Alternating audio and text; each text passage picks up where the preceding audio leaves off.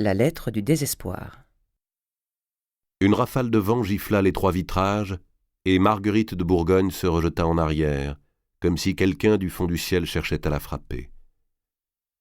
Le jour commençait à se lever incertain sur la campagne normande. C'était l'heure où la première garde montait au créneau de Château-Gaillard. La tempête d'ouest chassait d'énormes nuages, portant en leurs flancs sombres des montagnes d'eau, et les peupliers le long de la Seine ployaient leur échine défeuillée. Le sergent Lalaine déverrouilla les portes qui, dans l'escalier à vis, isolaient les deux princesses. L'archer Gros-Guillaume déposa dans la chambre de Marguerite 2 écuelles de bois emplies de bouillie fumante. Puis il sortit sans avoir rien dit, en traînant les pieds. « Blanche !» appela Marguerite en s'approchant du palier. Elle n'obtint pas de réponse. « Blanche !» répéta-t-elle plus fort. Le silence qui suivit l'emplit d'angoisse. Enfin, elle entendit un lent claquement de socs de bois sur les marches. Blanche entra, vacillante, défaite. Ses yeux clairs, dans la lueur grise qui emplissait la pièce, avaient une inquiétante expression d'absence tout à la fois et d'obstination. « As-tu dormi un peu ?» lui demanda Marguerite. Blanche alla sans rien dire jusqu'à la cruche d'eau posée sur un escabeau, s'agenouilla et, inclinant la cruche vers sa bouche, y but à longs traits. Elle adoptait ainsi depuis quelque temps des poses bizarres pour accomplir les gestes ordinaires de la vie. Il ne restait plus rien dans la pièce des meubles de Berzumé. Le capitaine de forteresse les avait récupérés 3 mois plus tôt, immédiatement après la visite assez brutale que lui avait rendue Alain de Pareil pour lui rappeler les instructions de Marigny. Partis les coffres et les chaises apportés en l'honneur de Monseigneur d'Artois, partie la table où la reine prisonnière avait dîné en face de son cousin. Quelques éléments du grossier mobilier fourni à la troupe garnissaient maigrement la geôle ronde. Le lit était pourvu d'un matelas bourré de cosses de pois séchées. En revanche, Pareil ayant dit que la santé de Madame Marguerite importait à Marigny, Berzumé veillait depuis lors à ce que les couvertures fussent assez nombreuses. Mais les draps n'avaient pas été changés une seule fois, et l'on n'allumait le feu que lorsqu'il gelait. Les 2 femmes s'assirent côte à côte, au bord du lit, les écuelles posées sur leurs genoux. Blanche commença de laper la bouillie de sarrasin à même l'écuelle, sans se servir de la cuillère. Marguerite ne mangeait pas. Elle se chauffait les doigts autour du bol de bois. C'était là l'une des seules bonnes minutes de sa journée, et la dernière joie sensuelle qui lui resta. Elle fermait les yeux, toute concentrée sur le misérable plaisir de recueillir un peu de chaleur au creux de ses mains. Soudain, Blanche se leva et jeta son écuelle à travers la pièce. La bouillie se répandit sur le sol où elle surirait pendant une semaine. « Qu'as-tu donc » demanda Marguerite. « Je veux mourir. Je veux me tuer » hurla Blanche. « Je m'en vais me bouter du haut de l'escalier, tu resteras seule. Seule » Marguerite soupira et plongea sa cuillère dans le bol. « Jamais nous ne sortirons d'ici, à cause de toi » reprit Blanche. « Parce que tu n'as pas voulu écrire la lettre que te demandait Robert. C'est ta faute, tout est ta faute. Ce n'est pas vivre que de rester ici, mais je vais mourir et tu resteras seule. » L'espérance déçue et funeste aux prisonniers. Blanche avait cru, en apprenant la mort de Philippe le Bel et surtout en voyant arriver Robert d'Artois, qu'elle allait être libérée. Et puis rien ne s'était produit, sinon le retrait quasi total des adoucissements que le passage de leur cousin avait obtenus quelques jours aux Recluses. Depuis ce temps, Blanche semblait une autre personne. Elle avait cessé de se laver, elle maigrissait. Elle passait de soudaines fureurs à de soudains accès de larmes, qui laissaient de longs traits gris sur ses joues souillées. Ses cheveux un peu plus longs sortaient, collés, emmêlés de son béguin de toile. Elle était pleine de reproches et de griefs envers Marguerite, et les ressassait inlassablement. Elle tenait Marguerite pour responsable, l'accusait de l'avoir poussée dans les bras de Gauthier d'Aulnay, l'insultait puis exigeait en trépignant qu'elle écrivît à Paris pour accepter la proposition qu'on lui avait faite. Et la haine s'installait entre ces 2 femmes, qui n'avaient chacune que l'autre pour compagnie et pour soutien. « Eh bien, crève donc, puisque tu n'as plus le cœur de lutter » répondit Marguerite. « Pourquoi lutter ? Lutter contre les murs ? Pour que tu sois reine, parce que tu espères encore que tu seras reine. La reine, voyez la reine. Mais si j'avais cédé, c'est moi qu'on aurait libéré peut-être, mais pas toi. Seule ? Tu vas rester seule, répétait Blanche. Tant mieux, je ne désire que cela, être seule, répondit Marguerite. Chez elle aussi, les récentes semaines avaient causé plus de ravages que toute la première demi-année de réclusion. Son visage était amaigri, durci, marqué de dartre. Les jours s'égrenaient sans rien apporter, la même question continuellement lui tourmentait l'esprit. N'avait-elle pas eu tort de refuser la proposition? Blanche s'élança vers l'escalier. Marguerite pensa qu'elle aille se fracasser, que je ne l'entende plus gémir et hurler. Elle ne se tuera pas, mais au moins on l'emmènera, on l'éloignera. Et elle courut derrière sa belle-sœur, les mains en avant, comme pour la pousser vers les profondeurs de l'abysse. Blanche se retourna. Un instant, elles s'affrontèrent du regard. Soudain, Marguerite s'appuya, s'affaissa presque contre le mur. « Nous devenons folles toutes les deux, » dit-elle. « Allons, je pense qu'il faut l'écrire, cette lettre. Moi aussi, je suis à bout. » Et se penchant, elle cria « Garde! Garde, qu'on appelle le chapelain !» Rien ne lui répondit que le vent d'hiver qui décrochait les tuiles dans les toitures. « Tu vois, » dit Marguerite en haussant les épaules, « je le ferai demander quand on nous portera notre dîner. » Mais Blanche dévala les marches et se mit à tambouriner sur la porte au bas de l'escalier en hurlant qu'elle voulait voir le capitaine. Les archers de garde s'interrompirent de jouer aux dés dans la salle du rez-de-chaussée et l'on entendit l'un d'eux sortir.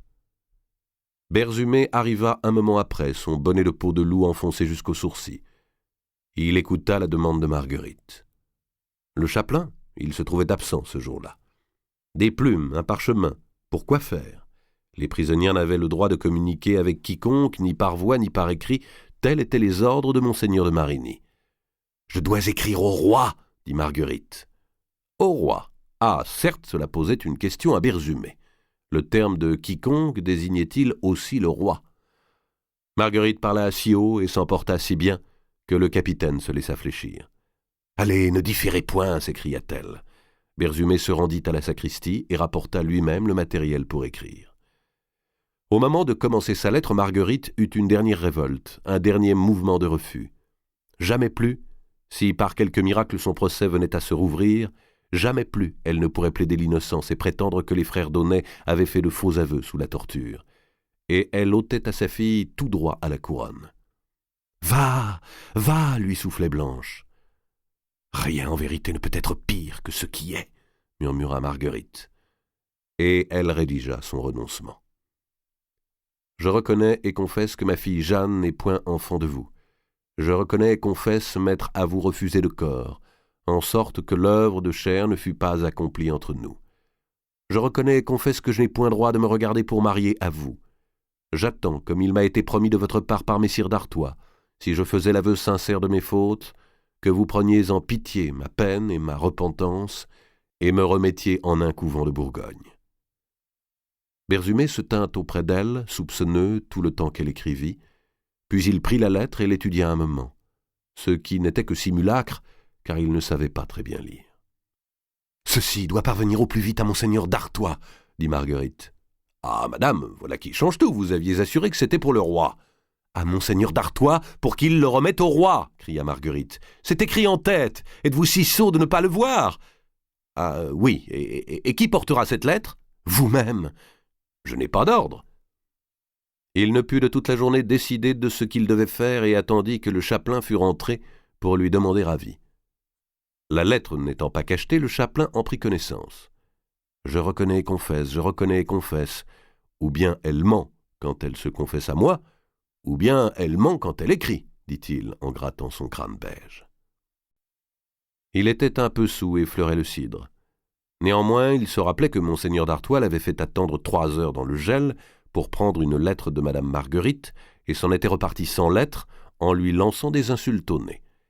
Il persuada à Berzumé de déboucher une bouteille et, après d'abondants commentaires, conseilla d'acheminer le pli, voyant poindre là quelque espoir personnel. Berzumé inclinait dans le même sens, et pour des motifs qui lui étaient également propres. On disait beaucoup aux Andelys que Marigny était tombé en disgrâce, et même on prétendait que le roi lui intentait un procès. Une chose était certaine, si Marigny continuait d'envoyer des instructions, il n'envoyait plus d'argent. Berzumé avait perçu brusquement ses arriérés de solde 3 mois plus tôt, mais rien depuis.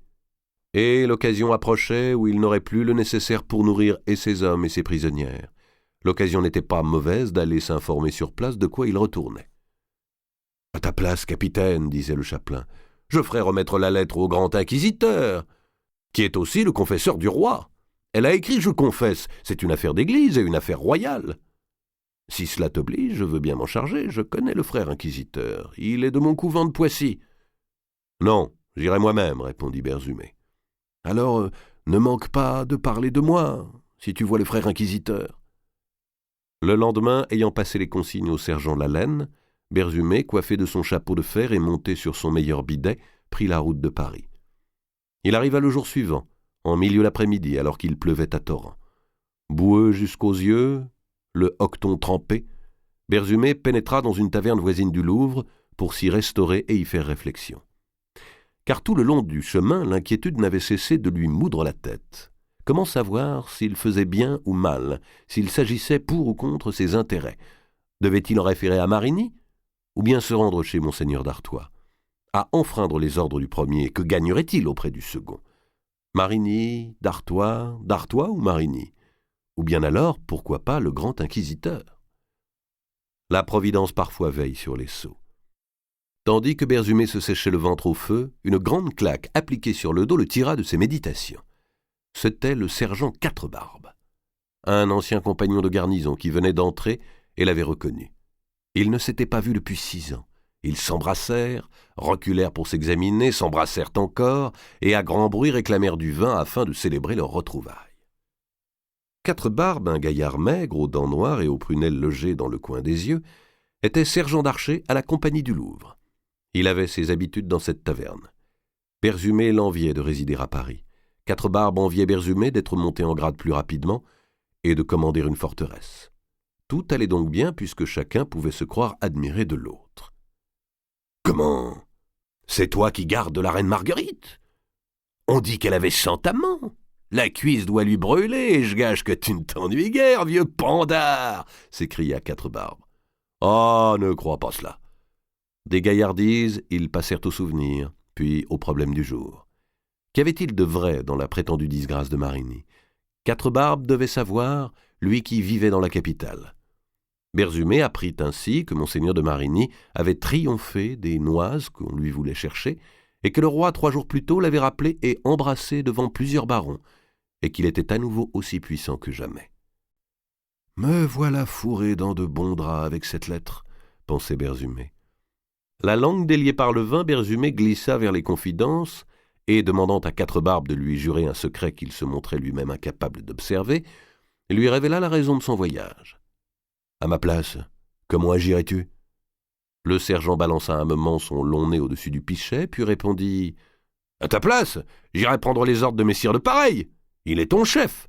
Au moins, tu te seras mis à couvert. » « C'est bien pensé, ainsi ferai-je. » L'après-midi s'était écoulé à parler et à boire. Berzumé était un peu ivre et surtout se sentait soulagé, puisqu'on avait pris une décision pour lui. Mais l'heure était trop avancée pour qu'il l'exécutât sur le champ, et Quatrebarbes, ce soir-là, n'était pas de garde. Les 2 compagnons soupèrent dans la taverne. L'aubergiste s'excusa de n'avoir à leur offrir que des saucisses au pois, et se plaignit longuement des difficultés qu'il rencontrait pour se ravitailler. Le vin seul ne lui manquait pas. « Vous êtes encore logés à meilleure enseigne que nous dans nos campagnes. On commence à y vendre l'écorce des arbres, dit Berzumé. » Après quoi, pour que la fête fût complète, Quatrebarbes entraîna Berzumé dans les ruelles, derrière Notre-Dame, chez les filles folieuses qui, par ordonnance datant de Saint-Louis, continuaient à porter les cheveux teints couleur de cuivre, afin qu'on pût les distinguer des femmes honnêtes. Au petit jour, Quatrebarbes invita son ami à venir faire toilette dans son casernement du Louvre. Et vers nonne, brossé, astiqué, rasé jusqu'au sang, Berzumé se présenta au corps de garde du palais pour y demander messire de Pareil. Le capitaine général des archers ne montra aucune hésitation après que Berzumé lui eut expliqué son cas. « De qui recevez-vous vos instructions ?»« De vous, messire. »« Qui, au-dessus de moi, commande à toutes les forteresses royales ?»« Monseigneur de Marigny, messire. »« À qui devez-vous en référer pour toute chose ?»« À vous, messire. Et par-dessus moi, à Monseigneur de Marigny. » Berzumé retrouvait ce sentiment d'honneur à la fois et de protection que connaît le bon militaire devant un homme porteur d'un grade supérieur au sien, et qui lui dicte une conduite. « Alors, conclut Alain de Pareil, C'est à monseigneur de Marigny qu'il vous faut délivrer cette missive, mais veillez à la lui remettre en main propre. Une demi-heure plus tard, rue des Fossés Saint-Germain, on vint annoncer à Enguerrand de Marigny, qui travaillait dans son cabinet, qu'un certain capitaine Berzumet, venant de la part de messire de Pareil, insistait pour le voir. « Berzumet, dit Enguerrand. « Ah, mais c'est l'âne qui commande à Château-Gaillard. Qu'il entre !» Tout tremblant d'être introduit devant un si grand personnage, Berzumet eut quelque peine à sortir de dessous son hoqueton et sa cotte la lettre destinée à monseigneur d'Artois. Marigny la lut aussitôt, fort attentivement, et sans que rien parût sur son visage. « Quand cela a-t-il été écrit ?» demanda-t-il. « Le jour d'avant-hier, monseigneur. »« Vous avez fort bien agi en me l'apportant. Je vous en complimente. Assurez madame Marguerite que sa lettre ira où elle doit aller. Et s'il lui vient envie d'en écrire d'autres, faites-leur prendre le même chemin. En quel point se trouve madame Marguerite ? Comme on peut se trouver en prison, monseigneur. Mais elle résiste mieux à coup sûr que madame Blanche, dont l'esprit paraît un peu se déranger. » Marigny fit un geste vague qui signifiait que l'esprit des prisonnières lui importait peu. « Veillez à leur santé de corps, qu'elle soit nourrie et chauffée. »« Monseigneur, je sais que ce sont vos ordres, mais je n'ai que du blé noir à leur servir, parce qu'il m'en reste un peu en réserve. Pour le bois, il me faut envoyer mes archers en coupé. Or, je ne peux exiger trop fréquentes corvées d'hommes qui ne mangent pas à leur suffisance. »« Mais pourquoi cela ? L'argent me manque à Château-Gaillard. Je n'ai point reçu de quoi aligner mes hommes en solde, ni renouveler les fournitures qui sont au prix que vous savez, par ce temps où la famine sévit. » Marigny haussa les épaules. « Vous ne m'étonnez point, dit-il. Partout, il en va de même. Ce n'est pas moi, ces derniers mois, qui ai gouverné le trésor. Mais les choses vont revenir en ordre. Le payeur de votre bailliage vous alignera avant une semaine. Combien vous doit-on à vous-même ? 15 livres 6 sols, monseigneur. Vous allez sur le champ en recevoir 30. » Et Marigny appela un secrétaire pour qu'on raccompagnât Berzumet et qu'on lui payât le prix de son obéissance. Demeuré seul, Marigny relut la lettre de Marguerite, réfléchit un moment, et puis la jeta dans le feu. Et il resta devant la cheminée tout le temps que le parchemin mit à se consumer. Il se sentait vraiment, en cet instant, le plus puissant des personnages du royaume. Il tenait en main tous les destins, même celui du roi.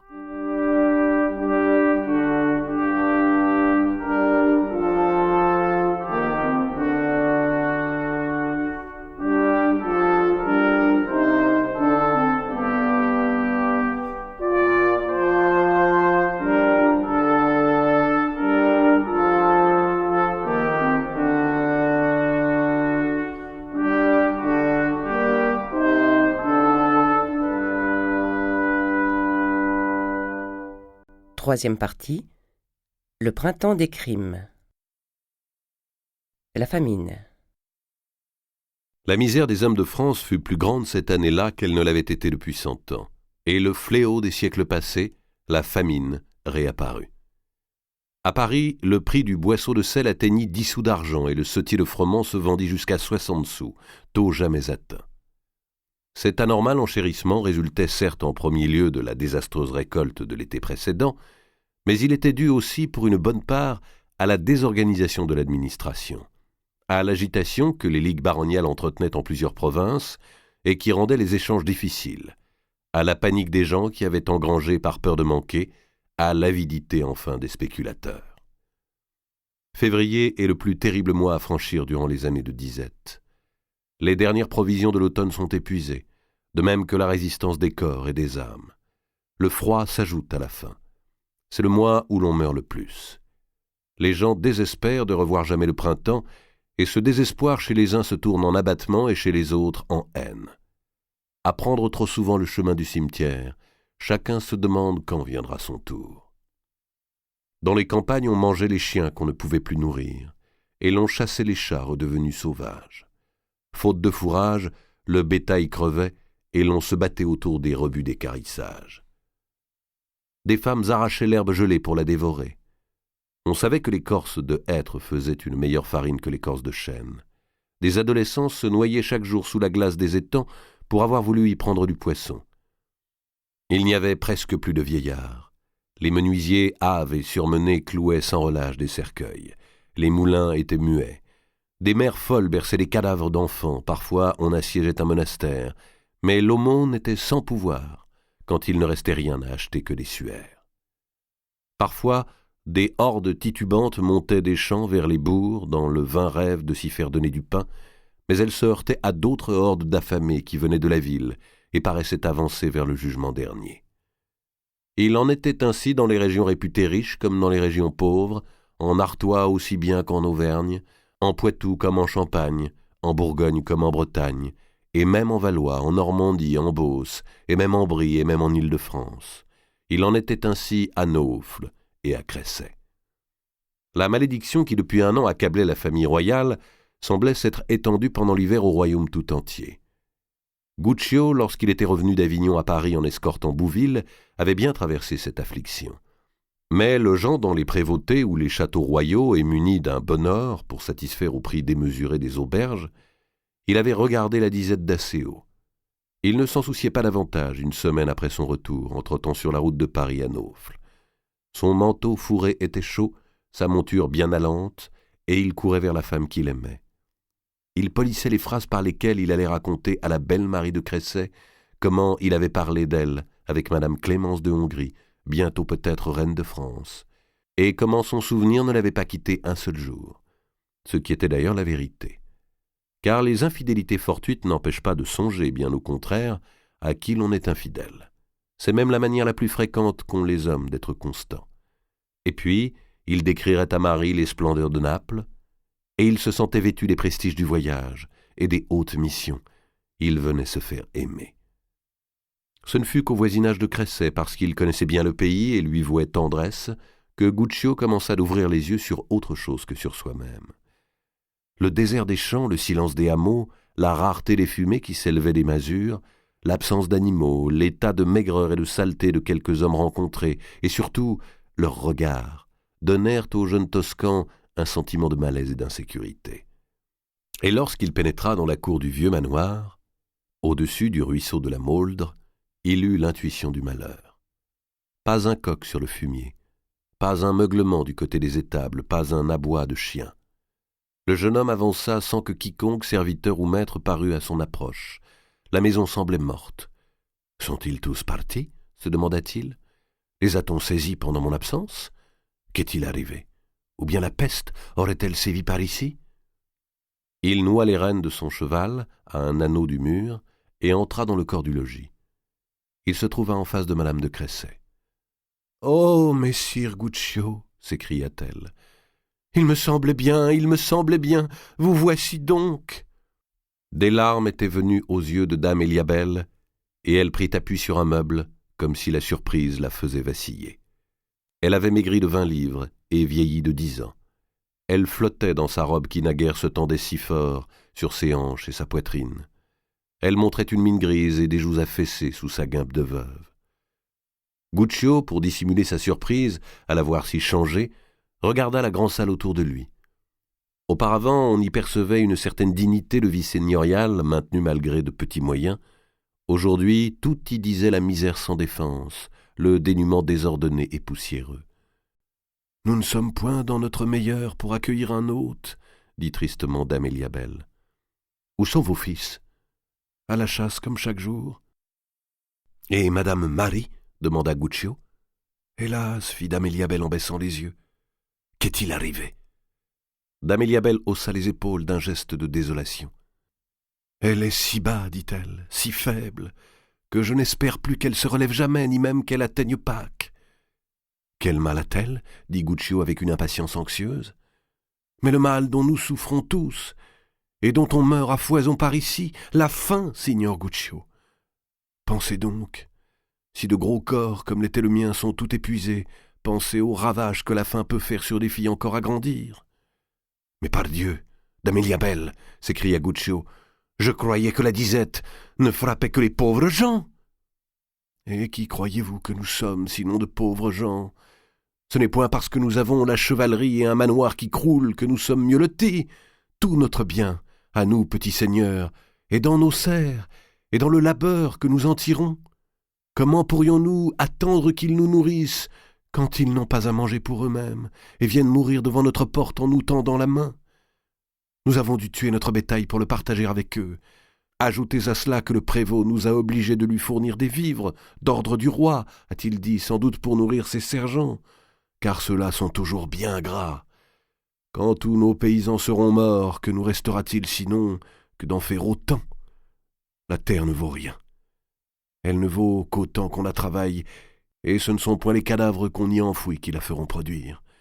Nous n'avons plus ni valet ni servante. Notre pauvre boiteux, celui que vous appeliez votre écuyer tranchant? Oui, notre écuyer tranchant, dit-elle avec un sourire triste. Eh bien, il est parti pour le cimetière l'autre semaine, et tout à l'avenant. Guccio hocha la tête d'un air de compassion. Mais une seule personne dans tout ce drame lui importait. « Où est Marie ?» demanda-t-il. « Là-haut, dans sa chambre. Puis-je la voir ? Venez. » Guccio la suivit dans l'escalier qu'elle gravit d'un pas lent, marche à marche, en s'aidant de la corde de chanvre qui pendait le long du pivot de la vis. Marie de Cressay reposait sur un lit étroit à l'ancienne mode, où les couvertures n'étaient pas brodées, et où les matelas et les coussins étaient très élevés sous le buste, en sorte que la personne allongée semblait sur un plan incliné, les pieds piquant vers le sol.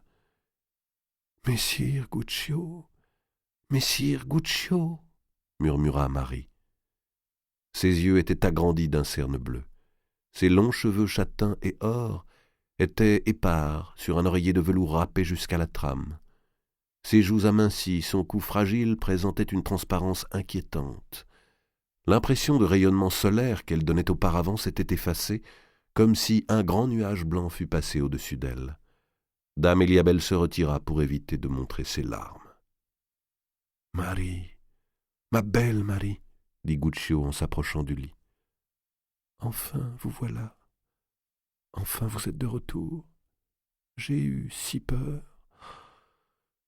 de mourir sans vous revoir. » Elle regardait intensément Guccio et ses yeux contenaient une grande question inquiète. Inclinée comme elle se trouvait par l'étrange entassement des matelas, elle ne semblait pas absolument réelle, mais découpée dans quelque fresque, ou plutôt dans un vitrail aux perspectives redressées. « De quoi souffrez-vous, Marie ?» dit Guccio. « De faiblesse, mon bien-aimé, de faiblesse, et puis de la grande crainte que vous m'ayez abandonné. J'ai dû aller en Italie pour le service du roi et partir si hâtivement que je n'ai pu vous en avertir. »« Pour le service du roi ?» répéta-t-elle faiblement. La grande interrogation muette était toujours au fond de son regard, et Guccio se sentit brusquement honteux de sa bonne santé, de ses vêtements fourrés, des semaines insouciantes passées en voyage, honteux même du soleil de Naples, honteux surtout de la vanité qui l'emplissait jusqu'à l'heure précédente pour avoir vécu parmi les puissants de ce monde. Marie avança sa belle main amaigrie, et Guccio prit cette main. Et leurs doigts refirent connaissance, s'interrogèrent et finirent par s'unir, entrecroisés dans ce geste où l'amour se promet plus sûrement que par un baiser, comme si les mains de deux êtres se liaient pour une même prière. La question muette disparut alors du regard de Marie. Elle ferma les paupières, et ils restèrent ainsi un moment sans parler. « Il me semble, à tenir vos doigts, que j'y puise force, dit-elle enfin. « Marie, voyez ce que je vous ai apporté. » Il tira de son aumônière 2 plaques d'or fines et gravées, incrustées de perles et de pierres cabochons, comme il était de mode alors dans les classes riches d'en coudre au col des manteaux. Marie prit les plaques et les éleva jusqu'à ses lèvres. Guccio eut un serrement de cœur car un bijou, fût-il ciselé par le plus habile orfèvre de Florence ou de Venise, n'apaise point la faim. Un pot de miel ou de fruits confits eût été aujourd'hui un meilleur présent, pensa-t-il, et une grande hâte d'agir le saisit. « Je vais aller chercher de quoi vous guérir, s'écria-t-il. Que vous soyez là, que vous pensiez à moi, je ne demande rien d'autre. Partez-vous déjà. Je serai de retour dans peu d'heures. » Il allait franchir la porte. « Votre mère, c'est elle ?» dit-il à mi-voix. Marie fit les paupières un signe négatif. « Je n'ai point voulu disposer de vous, répondit-elle. C'est à vous de disposer de moi, si Dieu veut que je vive. » En redescendant dans la grande salle, Guccio trouva Dame Eliabelle en compagnie de ses 2 fils qui venaient de rentrer. Le visage creux, les yeux brillants de fatigue, les vêtements déchirés et mal rapiécés, Pierre et Jean de Cresset portaient eux aussi les marques de la détresse. Ils témoignèrent à Guccio la joie qu'ils avaient de revoir un ami. Mais ils ne pouvaient se défendre d'un peu d'envie et d'amertume à contempler l'aspect prospère du jeune Lombard. La banque, décidément, se défend mieux que la noblesse, pensait Jean de Cresset. Notre mère vous a raconté. Et puis, vous avez vu Marie, dit Pierre. Admirez notre chasse de ce matin. Un corbeau qui s'était rompu la patte et un mulot. L'honnête bouillon pour toute une famille. Que l'on va faire avec cela, que voulez-vous? Tout est piégé. On a beau promettre le bâton aux paysans s'ils chassent pour eux-mêmes, ils préfèrent recevoir le bâton et manger le gibier. À leur place, on en ferait autant. Il ne nous reste que 3 chiens. Les faucons milanais que je vous ai donnés l'automne passé vous font-ils bon service au moins? Demanda Guccio. Les 2 frères baissèrent les yeux d'un air gêné. Puis Jean, l'aîné, se décida à dire en tirant sur sa barbe « Nous avons dû les céder au prévôt Portefeuille, pour qu'il consentît à nous laisser notre dernier porc. D'ailleurs, nous n'avions plus de quoi les acharner. » Vous avez eu grandement raison, répondit Guccio. À l'occasion, je vous en procurerai d'autres. Ce blaireau de prévôt, s'écria Pierre de Cresset, ne s'est point fait meilleur, je vous jure, depuis la fois que vous nous avez tirés de ses griffes. Il est à lui seul pire que la disette. Et il en double le mal. J'ai vergogne, messire Guccio, de la petite chair que je vais vous offrir à partager, dit la veuve. Guccio mit à son refus beaucoup de délicatesse, alléguant qu'il était attendu à son comptoir de Naufle. Je vais faire en sorte aussi de vous découvrir quelques victuailles, ajouta-t-il. Vous ne pouvez continuer ainsi, et surtout votre fille. Nous vous avons moult grâce de votre pensée, répondit Jean de Cresset, mais vous ne trouverez rien, fort l'herbe au long des chemins. Allons donc, s'écria Guccio en frappant sur sa bourse. Je ne serais point Lombard si je n'y réussissais pas. L'or même n'est plus d'utilité. C'est bien ce que nous verrons. Il était dit que Guccio, à chacun de ses passages dans cette famille, y jouerait le chevalier sauveur et non le créancier. Il ne songeait même plus à la dette de 300 livres jamais acquittée depuis la mort de sire de Cresset. Il piqua vers Naufle, persuadé que les commis du comptoir Ptoléméi le tireraient d'affaire. Tels que je les connais, ils ont dû prudemment engranger, ou bien ils savent où se fournir lorsqu'on a les moyens de payer. Mais il surprit les 3 commis serrés autour d'un feu de tourbe. Ils avaient la mine cireuse et le nez tristement pointé vers le sol. « Depuis 2 semaines, tout trafic est arrêté, signor Guccio, » lui déclara le chef de comptoir. « On ne fait même point une opération par jour, les créances ne rentrent pas. Et il n'avancerait à rien d'ordonner saisie, on ne prend pas le néant, des provisions de bouche. » Il haussa les épaules. « Nous allons faire festin tout à l'heure d'une livre de châtaigne, » poursuivit-il, « et nous en lécher les lèvres pendant 3 jours. Vous avez encore du sel à Paris? C'est le manque de sel surtout qui fait dépérir. Si vous pouviez seulement nous en faire parvenir un boisseau. Le prévôt de Montfort en a, mais il ne veut point le distribuer. Ah, celui-là n'est privé de rien. Soyez-en certains, il a rançonné tout l'alentour comme pays en guerre. « Mais c'est une vraie peste, en vérité, que ce portefeuille !» s'écria Guccio. « Je m'en vais lui parler, moi. Je l'ai déjà maté une fois, ce voleur. »« Seigneur Guccio, » dit le chef du comptoir, voulant engager le jeune homme à la prudence. Mais Guccio était déjà dehors et remontait à cheval. Un sentiment de haine, comme il n'en avait jamais connu, lui écartelait la poitrine. Parce que Marie de Cresset était en train de mourir de faim, il passait du côté des pauvres et des souffrants. Et à cela seul, il eût pu s'apercevoir que son amour était vrai. Lui, le Lombard, l'enfant de l'argent, il prenait brusquement parti pour le clan de la misère. Il remarquait à présent que les murs des maisons semblaient suer la mort. Il se sentait solidaire de ces familles chancelantes qui suivaient les cercueils, de ces hommes à la peau collée sur les pommettes et dont les regards étaient devenus des regards de bêtes. Il allait planter sa dague dans le ventre du prévôt Portefeuille. Il y était décidé. Il allait venger Marie, venger toute la province et accomplir un geste de justicier. Il serait arrêté, bien sûr, il voulait l'être, et l'affaire irait loin. Son oncle Ptoléméi remuerait ciel et terre, messire de Bouville et monseigneur de Valois seraient avertis, le procès viendrait devant le Parlement de Paris et même devant le roi, et alors Guccio s'écrierait « Sire, voilà pourquoi j'ai tué votre prévôt !» 1 lieue et demie de galop lui calma un peu l'imagination. Rappelle-toi, mon garçon, qu'un cadavre ne paie pas d'intérêt, avait-il entendu répéter par ses oncles banquiers depuis sa petite enfance. Au bout du compte, chacun ne se bat bien qu'avec les armes qui lui sont propres. Guccio, ainsi que tout Toscan aisé, savait assez convenablement manier les lames courtes, mais ça n'était pas là sa spécialité. Il ralentit donc à l'entrée de Montfort-l'Amaury, mit son cheval et son esprit au calme, et se présenta à la prévôté. Comme le sergent de garde ne lui montrait pas tout l'empressement souhaité, Guccio sortit de dessous son manteau le sauf-conduit scellé du sceau royal que Valois lui avait fait établir pour les besoins de sa mission à Naples. Les termes en étaient assez larges.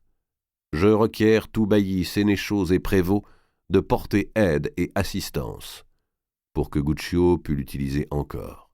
« Service du roi, dit-il. » À la vue du sceau royal, le sergent de la prévôté devint aussitôt courtois et zélé, et courut ouvrir les portes. « Tu feras manger mon cheval, lui ordonna Guccio. Les gens sur lesquels nous avons eu une fois l'avantage se tiennent généralement pour battus d'avance dès qu'ils se retrouvent en notre présence. Veulent-ils regimber? Cela ne change rien. Les eaux coulent toujours dans le même sens, ainsi en était-il entre Portefruit et Guccio. Les sourcils ronds, les joues rondes, la panse ronde, le prévôt vaguement inquiet roula plutôt qu'il ne marcha au-devant de son visiteur. La lecture du sauf-conduit ne fit que le troubler davantage. Quelles pouvaient bien être les fonctions secrètes de ce jeune Lombard? Venait-il enquêter, inspecter? Le roi Philippe le Bel avait ainsi de ces agents mystérieux qui, sous le couvert d'un autre métier, parcouraient le royaume, faisaient leurs rapports, et puis soudain, une grille de prison s'ouvrait.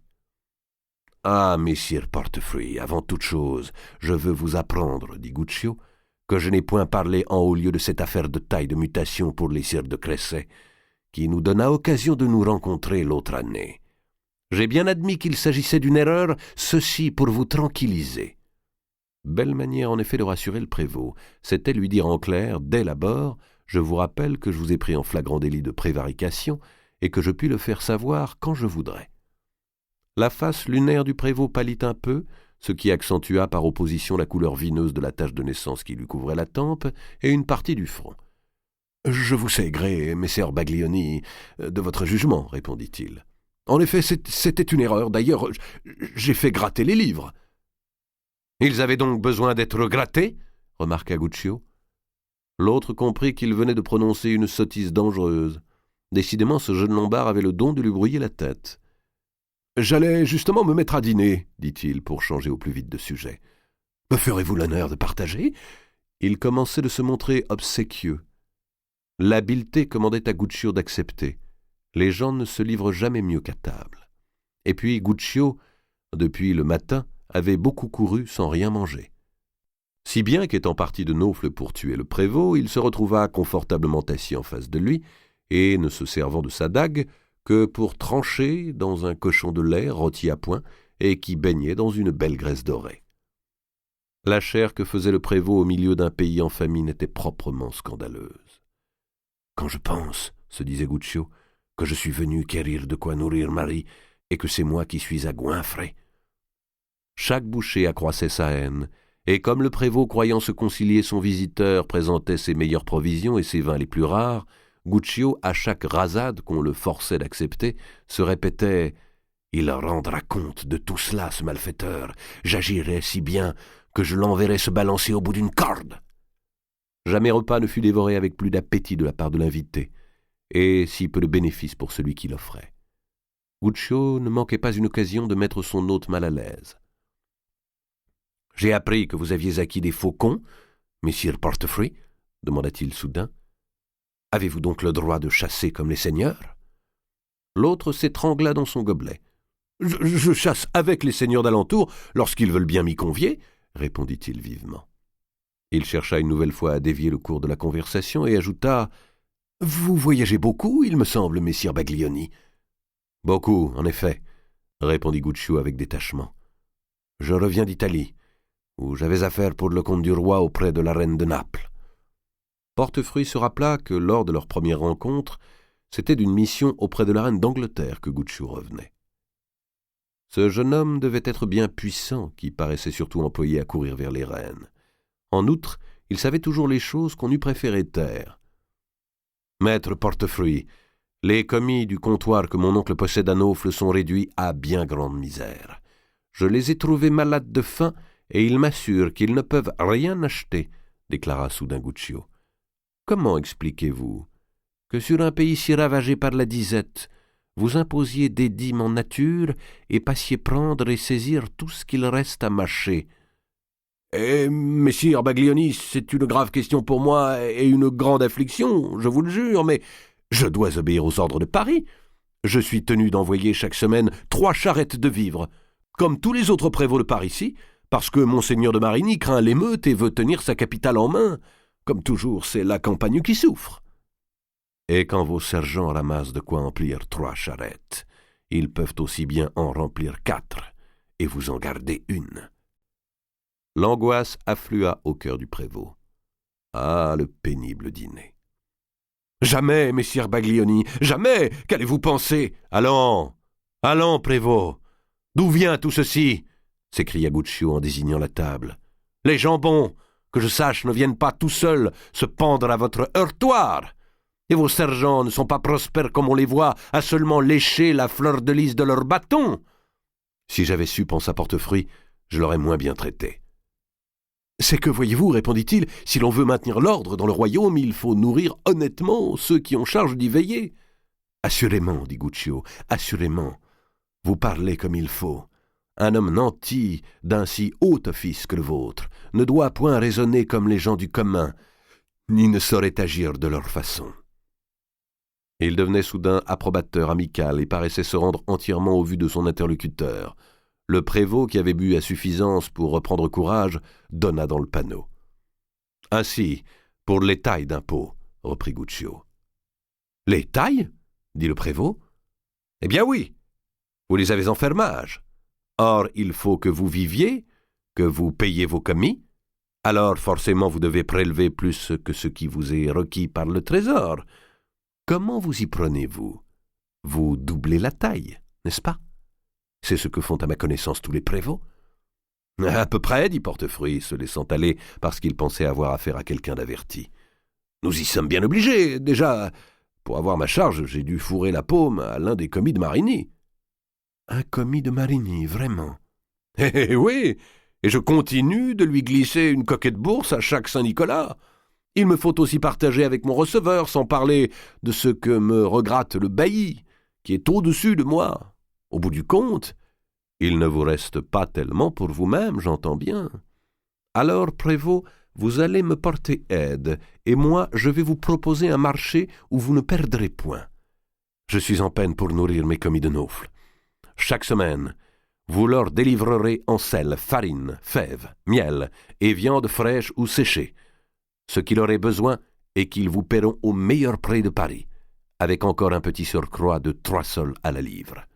Je me dispose même à vous laisser 20 livres d'avance, dit-il en faisant sonner sa bougette. Le tintement de l'or acheva d'endormir la défiance du prévôt. Il discuta un peu, pour la forme, les poids et les prix. Il s'étonnait des quantités demandées par Guccio. « Vos commis ne sont que 3. Leur faut-il vraiment tant de miel et de pruneaux? Oh, je peux fournir. » Comme Guccio souhaitait emporter sur le champ quelques provisions, le prévôt le conduisit dans sa réserve qui ressemblait fort à un entrepôt. Maintenant que le marché était conclu, à quoi bon dissimuler? Et d'une certaine manière, le prévôt éprouvait de la satisfaction à montrer impunément, croyait-il, ses trésors alimentaires. Le nez en l'air, les bras courts, il s'agitait parmi les sacs de lentilles et de pois secs, humait les fromages, caressait de l'œil les chapelets de saucisses. Bien qu'il eût passé 2 heures à table, il semblait que l'appétit lui fût déjà revenu. « Le gaillard mériterait qu'on le vienne piller à coups de fourche, » pensait Guccio. Un valet prépara un fort paquet de victuailles qu'on dissimula dans une toile et que Guccio fit accrocher à sa selle. « Et si d'aventure, dit le prévôt en raccompagnant son hôte, vous manquiez vous-même à Paris, je vous en remercie, prévôt, je m'en souviendrai, mais sans doute ne tarderez-vous pas à me revoir. Et de toute façon, soyez sûr que je parlerai de vous comme il faut. » Là-dessus, Guccio repartit pour Naufle, où il remit aux 3 commis, éblouis et salivants, la moitié de son butin.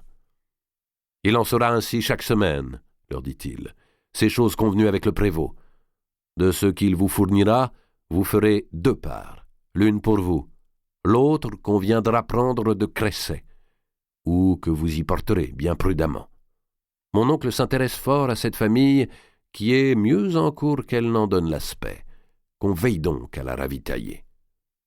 Paieront-ils ces vivres en espèces ou bien faudra-t-il en augmenter leurs créances ? Demanda le chef du comptoir. Vous tiendrez un compte à part que je surveillerai. 10 minutes plus tard, Guccio arrivait au manoir et posait au chevet de Marie de Cresset miel, fruits séchés et confiserie. « J'ai remis en bas à votre mère du porc salé, des farines, du sel. » Les yeux de la malade s'emplirent de larmes. « Comment avez-vous réussi, messire Guccio ? Vous êtes donc magicien ? Du miel, du miel. Je ferai bien plus pour vous voir reprendre force et pour la joie d'être aimé de vous. Chaque 8 jours, vous en recevrez autant par mes commis. Croyez-moi, ajouta-t-il en souriant, cet ouvrage moins difficile que de débusquer un cardinal en Avignon. » Cela lui rappela qu'il n'était point venu à Cresset uniquement pour y nourrir les affamés. Et, profitant de ce qu'ils étaient seuls, il demanda à Marie si le dépôt qu'il lui avait confié l'automne passé se trouvait toujours à la même place, dans la chapelle. « Je n'y ai point touché, répondit-elle. J'avais grande inquiétude de mourir sans savoir ce que je devais en faire. N'en soyez plus en peine, je vais le reprendre. Et de grâce, si vous m'aimez, ne songez plus à mourir. » Plus maintenant, dit-elle en souriant à son tour. Il la laissa puisant dans le pot de miel, à petite cuillerée, et d'un air d'extase. Tout l'or du monde pour lui voir ce visage heureux. Elle vivra, j'en suis sûr. Elle est malade de faim, certes, mais surtout, elle était malade de moi, pensait-il avec la belle fatuité de la jeunesse. Descendu dans la grande salle, il prit Dame Éliabelle à part pour lui dire qu'il avait rapporté d'Italie d'excellentes reliques, fort efficaces, et qu'il souhaitait prier dessus, seul dans la chapelle, afin d'obtenir la guérison de Marie. La veuve s'émerveilla de ce qu'un jeune homme si dévoué, si allant, si habile, fût en même temps si pieux. Guccio, ayant reçu la clé, gagna la chapelle où il s'enferma. Il n'eut pas de peine à retrouver la dalle près de l'autel, la souleva, et, d'entre les ossements effrités d'un lointain sire de Cresset, retira l'étui de plomb, qui contenait, outre le double des comptes du roi d'Angleterre et de Monseigneur d'Artois, la pièce attestant les malversations de l'archevêque Jean de Marigny. « Voilà une bonne relique pour guérir le royaume, se dit-il. » Il replaça la dalle, la recouvrit d'un peu de poussière et sortit prenant une mine dévote. Bientôt après, ayant reçu remerciements, embrassades et bénédictions de la châtelaine et de ses fils, il se remit en route. Il n'avait pas franchi la Maulre que les Cresset déjà se précipitaient à la cuisine. « Attendez, mes fils, attendez au moins que je vous apprête un repas, » dit Dame Éliabelle. Mais elle ne put empêcher les 2 frères de se tailler de larges rondelles dans une saucisse séchée. « Ne pensez-vous pas que Guccio était pris de Marie, pourtant se soucier de nous ?» dit Pierre de Cresset. « Il ne nous réclame pas nos dettes, ni même les intérêts, et au contraire nous couvre de présents. »« Mais non, répondit vivement Dame Éliabelle. Il nous aime tous bien, voilà tout, et il est honoré de notre amitié. »« Ce ne serait point un si mauvais parti, dit encore Pierre. » Jean, l'aîné, grogna dans sa barbe. Pour lui, qui était en position de chef de famille, la perspective d'accorder sa sœur à un Lombard heurtait toutes les traditions de noblesse. « Si telles étaient ses intentions, jamais je n'accepterais. » Mais comme il avait la bouche pleine, il se retint d'achever sa pensée. Certaines circonstances endorment un moment scrupules et principes, et Jean de Cresset mâchant demeura songeur. Cependant, Guccio, trottant vers Paris, se demandait s'il n'avait pas eu tort de partir si vite et de ne pas saisir l'occasion pour solliciter la main de Marie. Non, c'eût été indélicat. On ne présente point pareille requête à des gens affamés. J'aurais paru vouloir profiter de leur misère, j'attendrai que Marie soit guérie. En vérité, le courage de la décision lui avait fait défaut, et il cherchait des excuses à son manque d'audace. La fatigue à la tombée du jour l'obligea de s'arrêter. Il dormit quelques heures à Versailles, petit village triste et isolé au milieu de marécages insalubres. Les paysans là aussi mouraient de faim. Le lendemain matin, Guccio arrivait rue des Lombards. Aussitôt, il s'enferma avec son oncle, auquel il raconta d'un ton indigné tout ce qu'il venait de voir. Son récit occupa une grande heure. Mais Ser Ptolémée, assis devant son feu, écoutait très calmement. « J'ai bien fait pour la famille Crécet. Tu m'approuves, n'est-ce pas, mon oncle ?»« Certes, certes, mon ami, je t'approuve. Et d'autant plus volontiers qu'il ne sert de rien de discuter avec un amoureux. Tu as rapporté la décharge de l'archevêque ?»« Oui, mon oncle, » répondit Guccio en lui tendant l'étui de plomb. « Tu me dis donc, » reprit Ptolémée, « que le prévôt de Montfort a déclaré percevoir le double détail, dont il reverse une partie à un commis de Marigny. Sais-tu quel commis ? » ?»« Je pourrais le savoir, ce drôle me croit maintenant très fort son ami. » »« Et il affirme que les autres prévôts agissent de même. » »« Sans hésiter. N'est-ce point une honte ? Et ils font un infâme commerce de la faim, et ils s'engraissent comme porcs, tandis qu'autour d'eux le peuple crève. Le roi ne devrait-il pas en être averti ? » L'œil gauche de Ptolémée, cet œil qu'on ne voyait jamais, s'était brusquement ouvert, et tout son visage en prenait une expression différente, à la fois ironique et inquiétante. En même temps, le banquier frottait l'une contre l'autre lentement ses mains grasses et pointues. « Eh bien, ce sont de fort bonnes nouvelles que tu m'apportes là, mon cher Guccio, de fort bonnes nouvelles, dit-il en souriant. Les contes du royaume. Spinello Ptolémée n'était pas un homme pressé. Il réfléchit 2 bonnes journées. Puis, la 3e, ayant mis sa chape par-dessus son manteau fourré, car la pluie tombait en giboulée, il se rendit à l'hôtel de Valois. Il fut reçu rapidement par le comte de Valois lui-même et par monseigneur d'Artois, tous deux assez meurtris, aigres en leurs propos, avalant mal leur défaite et cherchant à échafauder de vagues plans de vengeance. L'hôtel paraissait beaucoup plus calme que les mois passés, et l'on sentait bien que le vent de la faveur soufflait de nouveau du côté de Marigny. « Mes seigneurs, dit Ptolémée aux 2 grands barons, vous vous êtes conduits ces dernières semaines d'une manière qui, si vous teniez banque ou commerce, vous eût mené tout bonnement à fermer comptoir. » Il pouvait se permettre ce ton de semonce. Il s'en était acquis le droit pour 10 000 livres, non pas versés de sa poche, mais qu'il avait garanti. « Vous ne m'avez point demandé d'avis. Je ne vous en ai donc pas donné, reprit-il. Mais j'aurais pu vous certifier qu'un homme aussi puissant et aussi averti que les messires Enguerrand ne s'amusait pas à mettre les mains dans les coffres du roi. Des comptes purs. Bien sûr que ces comptes sont purs. S'il a trafiqué, c'est d'autres manières.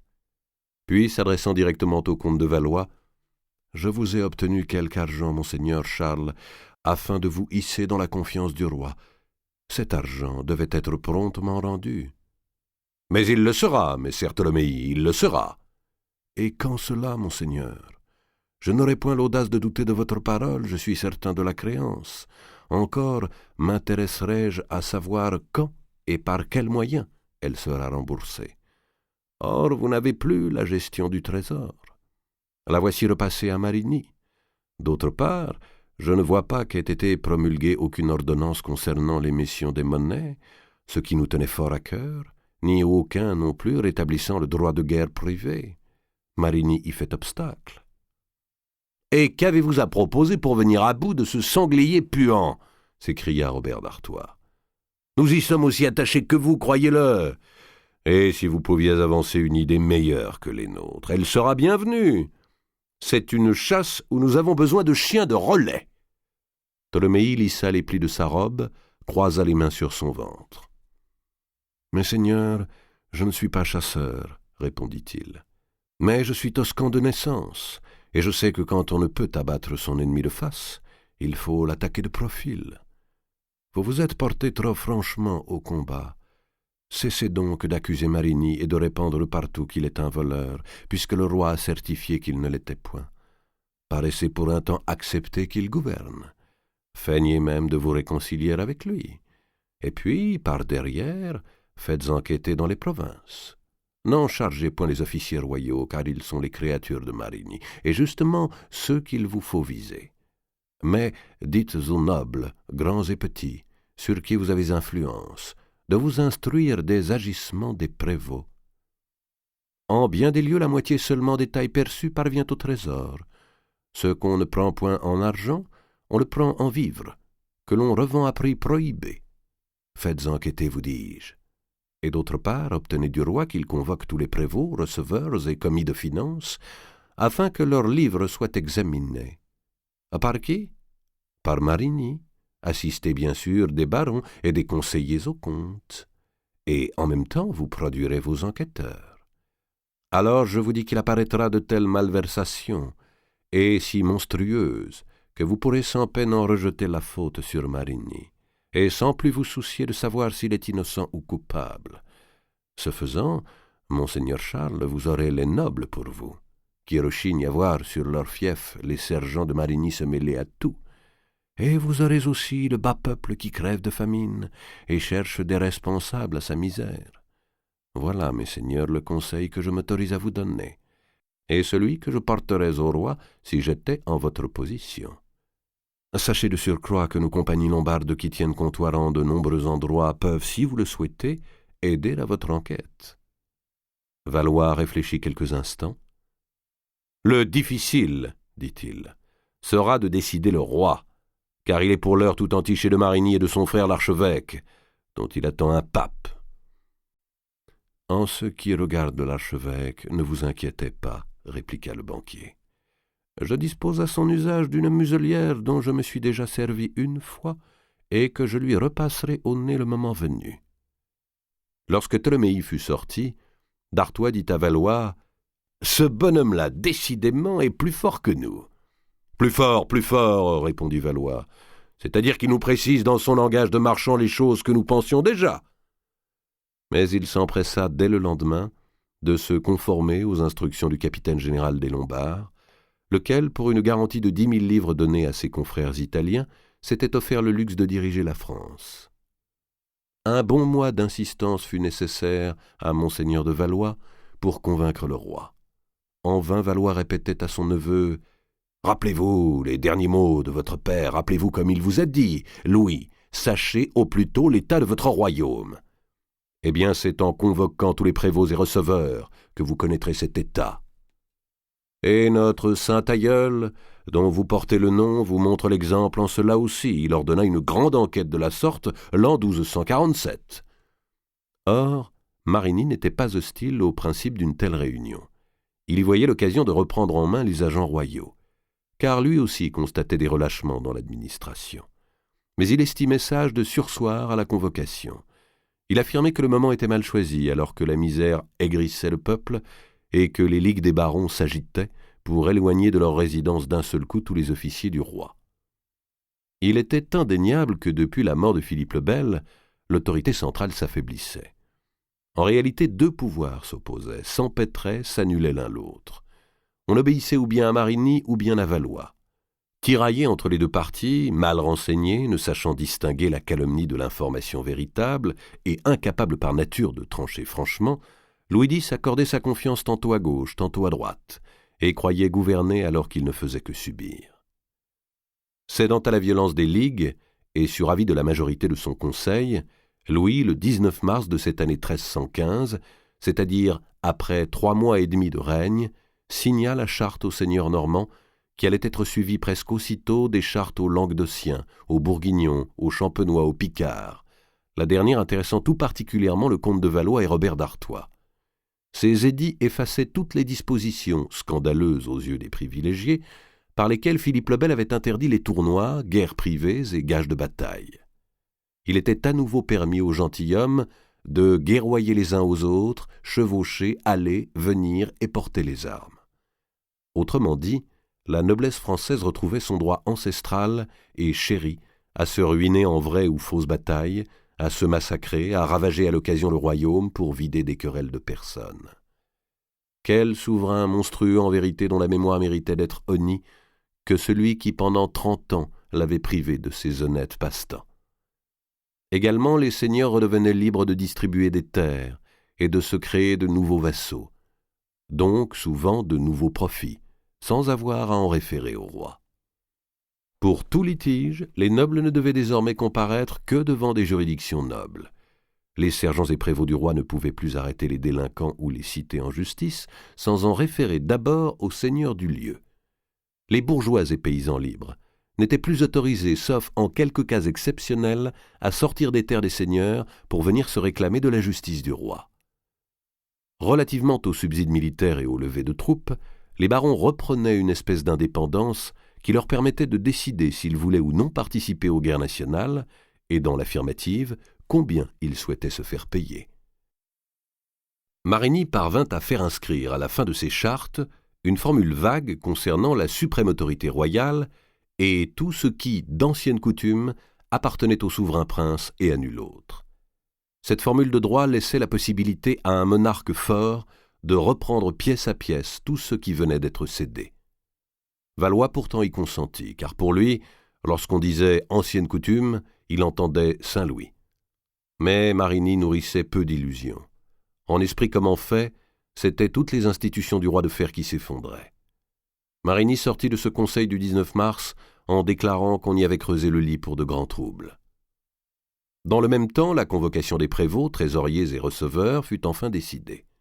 On expédia dans tous les bailliages et sénéchaussées des enquêteurs officiels qu'on appela des réformateurs, mais sans leur accorder les délais convenables à une inspection sérieuse, puisque la réunion était fixée au milieu du mois suivant. Et comme on cherchait un lieu où tenir cette assemblée, Charles de Valois proposa Vincennes en souvenir de Saint-Louis. Donc, aujourd'hui, Louis Hutin, ses pairs, ses barons, les dignitaires et principaux officiers de la couronne, les membres du Conseil et de la Chambre des comptes se rendirent en grand équipage au manoir de Vincennes. Cette belle chevauchée attira les gens sur le pas des portes. Les gamins suivaient en criant « Vive le roi !» dans l'espoir de recevoir une poignée de dragées. Le bruit s'était répandu que le roi allait juger les receveurs d'impôts, et rien, à défaut de pain, ne pouvait davantage satisfaire le peuple. Le temps d'avril était doux, avec des nuages légers qui couraient dans le ciel au-dessus des chênes de la forêt. Un vrai temps de printemps qui redonnait espérance. Si la disette continuait de sévir, au moins en avait-on fini du froid, et l'on se disait que la récolte prochaine serait bonne, si les seins de glace ne tuaient pas les blés nouveaux. À proximité du manoir royal, une immense tente avait été dressée, comme pour quelque fête ou grand mariage, et 200 receveurs, trésoriers et prévôts s'y tenaient alignés, les uns sur des bancs de bois, les autres par terre, assis en tailleur. Sous un dais brodé aux armes de France, le jeune roi, couronne en tête, sceptre en main, vint occuper son faudesteuil, sorte de pliant hérité du siège curule et qui, depuis les origines de la monarchie française, servait de trône aux souverains en déplacement. Les accoudoirs du faudesteuil de Louis X étaient sculptés de têtes de lévrier et le fond garni d'un coussin de soie rouge.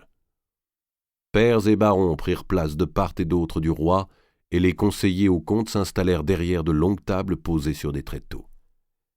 Les fonctionnaires royaux, portant leurs registres, furent alors appelés, en même temps que les réformateurs qui avaient circulé dans leurs circonscriptions respectives.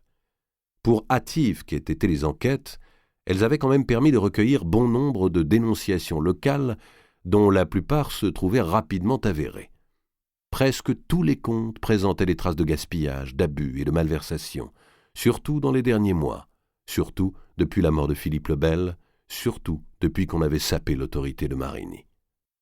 Les barons commençaient à murmurer, comme s'ils eussent tous été eux-mêmes des parangons d'honnêteté, et comme si les dilapidations eussent atteint leurs biens propres. La peur gagnait les rangs des fonctionnaires, et certains de ceux-ci préférèrent disparaître subrepticement par le fond de la tente, repoussant à plus tard de s'expliquer. Quand on arriva aux prévôts et receveurs des régions de Montfort-la-Maurie, Dourdan et Dreux, sur lesquels Ptolémée avait fourni aux réformateurs des éléments fort précis d'accusation, il se fit autour du roi une très vive agitation. Mais le plus indigné de tous les seigneurs, celui qui le plus haut laissa éclater sa colère, fut Marigny. Sa voix couvrit toutes les voix, et il s'adressa à ses subordonnés avec une violence qui leur fit courber le dos. Il exigeait des restitutions, promettait des châtiments. Monseigneur de Valois se levant, lui coupa soudain la parole. « C'est beau rôle que vous jouez là devant nous, messire Enguerrand !» s'écria-t-il. « Mais il ne sert à rien de tonner si fort au nez de ces coquins, car ils sont hommes que vous avez mis en place, dévoués à vous, et tout dénonce que vous avez partagé avec eux. » Un si profond silence suivit cette accusation publique qu'on put entendre un coq chanter dans la campagne. Le hutin, visiblement surpris, regardait de droite et de gauche. Chacun retenait son souffle, car Marigny marchait sur Charles de Valois. « Mais sire, répondit-il d'une voix rauque, s'il se trouve en toute cette chiennaille, il désignait de la main ouverte l'assemblée des prévôts, s'il se trouve un seul parmi ces mauvais serviteurs du royaume, pour affirmer en conscience et jurer sur la foi qu'il m'a soudoyé en quelque manière, ou remis le moindre profit de ses recettes, je veux qu'il approche. » Alors, poussé par la grande patte de Robert d'Artois, on vit s'avancer le prévôt de Montfort, dont les comptes étaient en cours d'examen. « Qu'avez-vous à dire ? Vous venez chercher votre corde ?» lui lança Marigny. Tout tremblant, sa face ronde marquée d'une tache lit de vin, le prévôt restait muet. Pourtant il avait été bien endoctriné par Guccio d'abord, puis par Robert d'Artois, qui la veille lui avait promis qu'il échapperait à tout châtiment à condition de témoigner contre Marigny. « Alors, qu'avez-vous à dire ?» demanda à son tour le comte de Valois. « Ne craignez point d'avouer la vérité, car notre bien-aimé roi est là pour l'entendre et rendre sa justice. » Portefeuille mit un genou en terre devant Louis X et, croisant ses bras courts, prononça « Sire, je suis un grand fautif, mais j'y ai été obligé par le commis de monseigneur de Marigny qui me réclamait chaque année le quart des tailles pour le compte de son maître. »« Quel commis ? Nommez-le, et qu'il comparaisse !» cria Enguerrand. « Quelle somme lui avez-vous baillé ?» Le prévôt alors se démonta, chose qu'auraient pu prévoir ceux qui l'employaient, car il était douteux qu'un homme qui avait perdu pied devant Guccio ne s'effondrât point en présence de Marigny. Il prononça le nom d'un commis mort depuis 5 ans, s'enferra en citant un autre complice, mais qui se trouvait appartenir à la maison du comte de Dreux et non à celle de Marigny. Il fut tout à fait incapable d'expliquer par quelle filière mystérieuse les fonds détournés pouvaient parvenir au recteur du royaume. Sa déposition suait la félonie. Marigny y mit terme en disant « Sire, comme vous pouvez en juger, il n'y a pas miette de vrai dans ce que bredouille cet homme. C'est un larron qui, pour se sauver, répète paroles enseignées et mal enseignées par mes ennemis. Qu'il me soit reproché d'avoir placé ma confiance en de tels crapauds dont la déshonnêteté vient d'éclater, qu'il me soit reproché ma faiblesse de n'en avoir point fait rouer une bonne douzaine, je souscrirai à la semonce, encore que depuis 4 mois, on m'ait beaucoup ôté les moyens d'agir sur eux. Mais qu'on ne me fasse pas grief de vol. C'est la seconde fois que messire de Valois s'y autorise, et cette fois je ne le tolérerai plus. » Seigneurs et magistrats comprirent alors que la grande querelle allait enfin se vider. Dramatique, une main sur le cœur, l'autre pointée vers Marigny, Valois répliquait, s'adressant au roi, « Sire, mon neveu, nous sommes trompés par un méchant homme qui n'est que trop resté au milieu de nous, et dont les méfaits ont attiré sur notre maison la malédiction. C'est lui qui est cause des extorsions, dont on se plaint, et qui, pour de l'argent qu'on lui a donné, a fait, à la honte du royaume, obtenir plusieurs trêves aux Flamands. Pour cela votre père est tombé dans une tristesse telle qu'il en est trépassé avant son temps. C'est Enguerrand qui est cause de sa mort. Pour moi, je suis prêt à prouver qu'il est un voleur et qu'il a trahi le royaume. Et si vous ne le faites arrêter sur le champ, je jure Dieu que je ne paraîtrai plus à votre cour ni dans votre conseil. »« Vous en avez menti, par la gueule !» s'écria Marigny. « Par Dieu, c'est vous qui mentez, Enguerrand !» répondit Valois. La fureur les jeta l'un contre l'autre, ils s'empoignèrent au col. Et l'on vit ces 2 princes, ces 2 buffles, dont l'un avait porté la couronne de Constantinople, dont l'autre pouvait contempler sa statue dans la galerie des rois, se battre, vomissant l'injure comme des portefaix devant toute la cour et toute l'administration du pays. Les barons s'étaient levés, les prévôts et receveurs avaient reculé, faisant tomber leurs bancs. Louis X eut une réaction inattendue, il se mit sur son faux d'Esteuil à tressauter de rire. Indigné par ce rire autant que du spectacle déshonorant qu'offraient les 2 lutteurs, Philippe de Poitiers s'avança et d'une poigne surprenante chez un homme si maigre, il sépara les adversaires qu'il tint éloignés au bout de ses longs bras. Marigny et Valois haletaient, la face pourpre, les vêtements déchirés. « Mon oncle !» dit Poitiers. « Comment osez-vous ? Marigny, reprenez empire sur vous-même, je vous en donne l'ordre.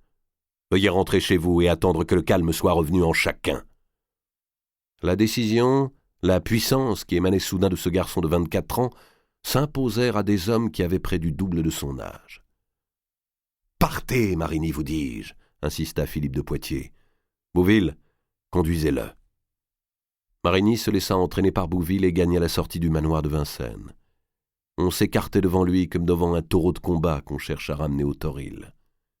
Valois n'avait pas bougé de place. Il tremblait de haine et répétait « Je le ferai pendre, aussi vrai que je suis, je le ferai pendre !» Louis X avait cessé de rire. L'intervention de son frère venait de lui infliger une leçon d'autorité. De plus, il se rendait compte brusquement qu'on l'avait joué. Il se débarrassa du sceptre dans les mains de son chambellan et dit brutalement à Valois « Mon oncle, j'ai à vous entretenir sans attendre. Veuillez me suivre. »